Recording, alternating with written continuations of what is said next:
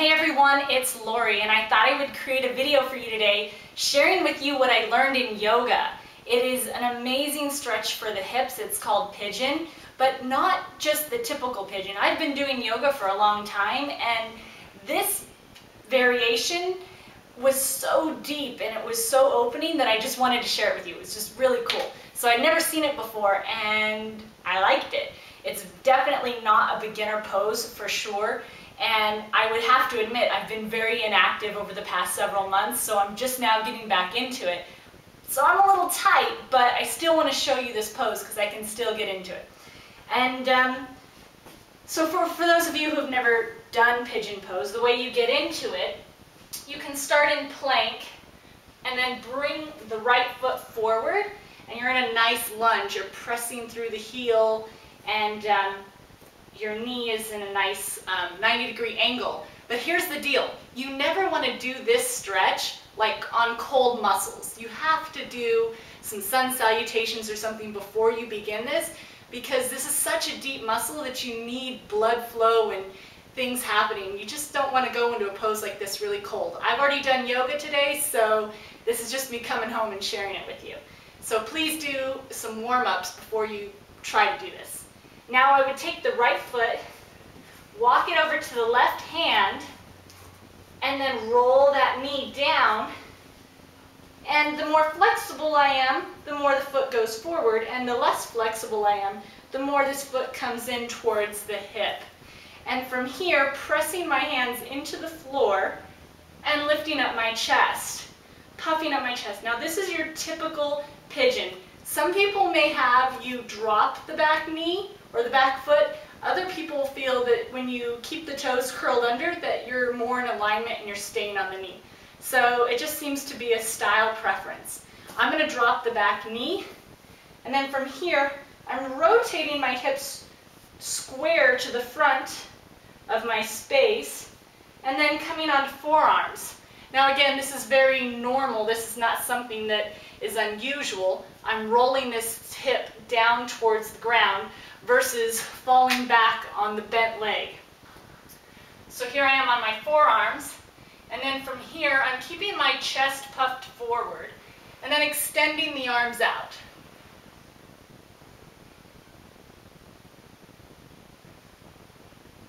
And again, this is just stretching this out, rolling that hip down. But here's the cool part that I learned. So from here, I'm going to take my left arm out, thread my, make sure I'm doing, no, it's the other way. So right arm out, left arm threads through the needle, and rotate. This shoulder is going to come down towards the floor, and dropping the head and extending the arm. And this just feels absolutely fantastic.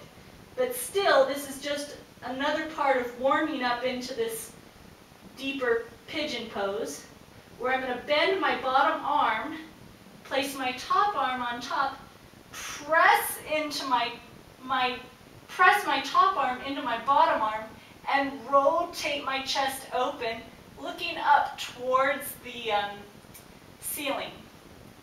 And what that does is it brings this extended leg, the hip bone, closer to the mat. So it's like incredibly deep, and you definitely want to stay here for a while and really just release through the exhales.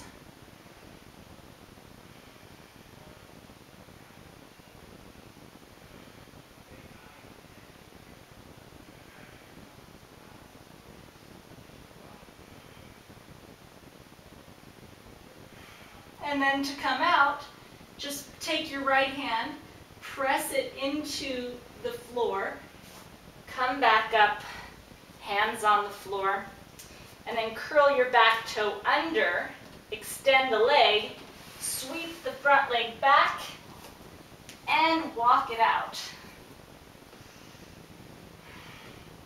And then to repeat it on the other side, come into a deep lunge. I'm going to pull my hair back. So I'm in a deep lunge, extended leg, pressing through the heel, fingertips on the floor, knee in a nice 90-degree angle, and just sinking my hip down towards the floor. And then from here, walking my left foot over to my right hand, dropping the knee out wide. My heel comes in towards the hip because it's a lot more tight. But if you're more flexible, definitely take that foot and bring it up a little higher. Rolling. See, now the tendency is to want to roll this way. You're going to go and roll towards the right. Puffing up the chest, bringing the hands down by your sides, lifting up, and actually you are creating some resistance on that extended leg to lift the torso up. Even this foot that's bent is slightly pressing into the floor to lift the torso up. So I'm going to release my toes. You may want to keep them bent depending on who you like to follow, what kind of style. Walking the chest down, coming onto your elbows, lifting through the chest, pulling the shoulder blades down, rolling still onto the right side. Then from here, extending the arms out in front of you, dropping your chest down towards the floor and forehead down.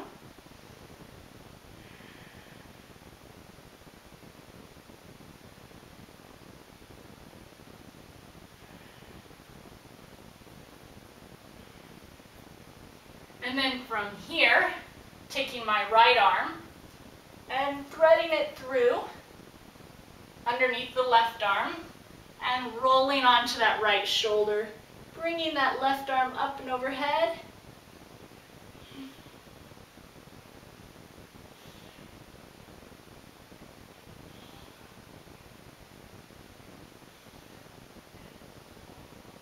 And then bending that arm, bottom arm, pressing, let me straighten out my mat, pressing my top arm into my bottom arm.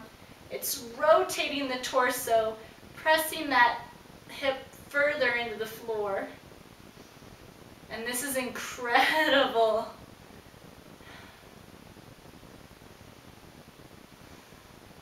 And I'm lengthening through the crown of my head. I'm trying to feel long from my toes to my forehead. I want my discs in my back to feel really spacious. And then from here, dropping the arm down, pressing on up, coming out, hands down, curl the back toe under, extend the leg, sweep the leg back, press back into downward facing dog, and you can walk it out. And that is that. So I just wanted to share that with you today because it felt so good and it showed how to take a pose a little bit deeper, or how to take pigeon pose a little bit deeper. And I'm also noticing, and I don't know if this is just me being crazy, but in my hips, whenever I do great hip stretches like this, my saddlebags, or like the tissue on my hips, it seems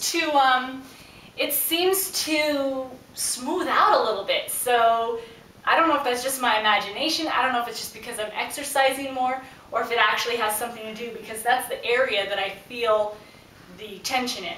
So just thought I would share that with you, and have a great day. Bye.